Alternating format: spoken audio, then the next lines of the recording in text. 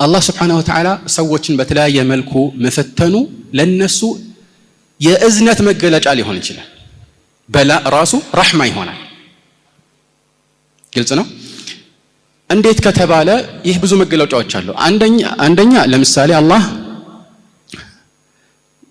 ችግር የሚያጋጥማቸውን ሰዎች ወንጀላቸውን ይመርላቸዋል። ሙስሊም በተለይ ከሆነ ምንም ነገር ያጋጥመው ለሱ ይህ እድልና መልካም ምንዳ ነው አይደል? عجبا لأمر المؤمن إن أمره كله له خير وليس ذلك إلا للمؤمن إن أصابته سراء شكر فكان خيرا له وإن أصابته ضراء صبر فكان خيرا له مؤمن እጅግ የሚደንቀው ጉዳይ ይላሉ መልእክተኛ። የሙእሚን ነገር ጉዳይ ሁሉ የሚደንቀው ሁሉ ነገሩ ኸይር ነው። ጥሩ ነገር ሲያጋጥመው አላህን ያመሰግንና ጥሩ ይሆንለታል፣ መልካም ይሆንለታል። መጥፎም ሲያጋጥመው አሁንም ሰብር ያደርጋል አላህ ብሎ ከዚያም እንደዚሁ መልካም ውጤት ያስገኝለታል። ስለዚህ ችግር ሲያጋጥመው አንድ ሰው ይህ ችግር ወንጀሉን ያራግፍለታል።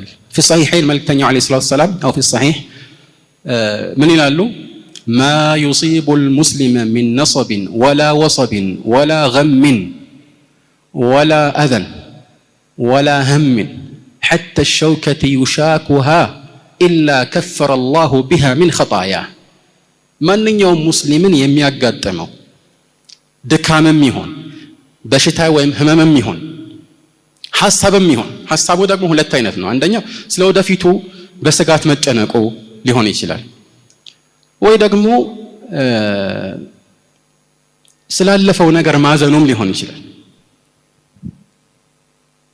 ማንኛውም ችግርም ቢያጋጥመው በሰው አማካኝነትም ይሁን በተፈጥሮ አደጋም ይሁን ትናንሽ የሚባሉ ቅንጥብጣቢ ችግሮችም ይሁን ሌላው ቀርቶ በመንገድ ሲሄድ እግሩን የሚወጋው እሾክም ቢሆን አሉ መልእክተኛው አለይሂ ሰላቱ ሰላም ሁሌም ቢሆን ከወንጀሉ የሆነ ያህልን ሳያራግፍለት አይተወውም አሉ።